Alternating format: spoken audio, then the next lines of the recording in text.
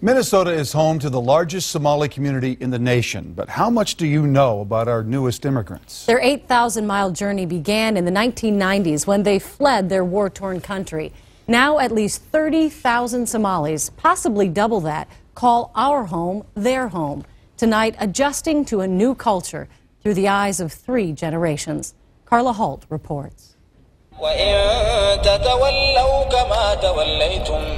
We see them among all that is both familiar and new, bowed in prayer, bustling at market, bright scarves against the bleak backdrop of winter. They are the people of Minnesota most Minnesotans hardly know. Saida Mohammed strides confidently down the halls of South High School. A senior straddling 2 worlds, wearing her hijab, not hiding from her heritage. Well, my parents really emphasized that they came here to have a better life for me and my siblings, and so our culture is something that we try to be very proud of. And in this Minneapolis melting pot, Saida is far from alone. Where you live is where you live. With dozens of students signing up to learn more about the Somali culture in a class offered this year for the first time. To know your culture opens the doors to know and explore other cultures. But South students know well the road to cultural cohesion can be long.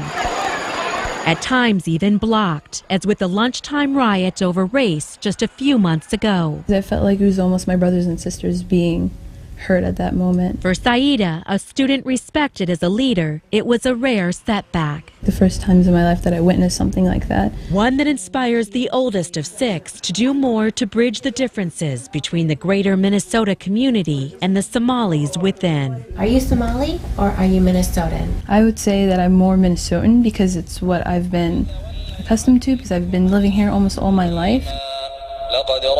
It needs neither passport nor plane ticket, but a trip to the Carmel Mall on Lake and Pillsbury in Minneapolis all but transports you to East Africa. So now they call it, Somalian town. Among the stalls of Somali goods and social gatherings, this is like a happy hour. Stands an example of Somali entrepreneurship. All those from Somalia.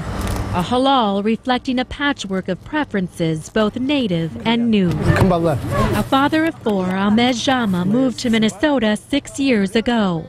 Already he's opened 2 businesses, a testament to his hard work. I work 7 days a week. And to a culture that relies on the generosity of others for a financial foothold. I was telling you, Somali, they stick together, they're helping each other. If I need money, 10,000, 20,000, I know Ahmed, he has some money, and he's my good friend with me, I will borrow from him. And so within a marketplace punctuated by the call to prayer, 36-year-old Ahmed chases the American dream, believing it's his to catch. So if you work in Minnesota hard, you will get somewhere. Perhaps it comes as a surprise that behind a curtain closed for privacy, we find one of the starkest symbols of cultures coming together. Older Somali women clad in burqas doing American aerobics. A mother of 5, grandmother of 20, Helga Bari's story mirrors those of many now in Minnesota, leaving Somalia on the word of those who'd gone before. A lot of Somali people here, family.